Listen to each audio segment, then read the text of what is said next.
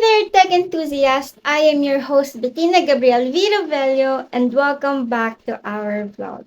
Today, we're diving into the exciting world of multimedia and ICT in the 21st century.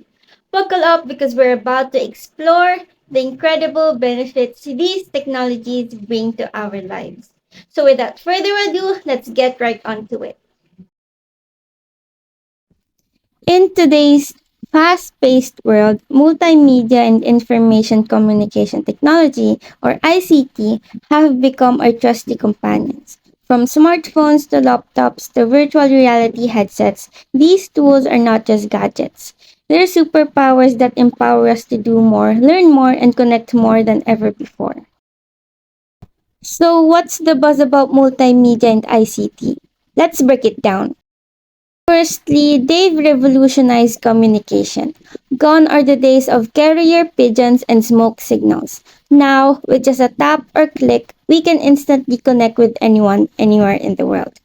Whether it's through video calls, social media, or emails, multimedia and ICT have turned the world into a global village. Secondly, they're transforming education. Say goodbye to dusty old textbooks and hello to interactive learning experiences. With multimedia and ICT, education is no longer confined to the four walls of a classroom.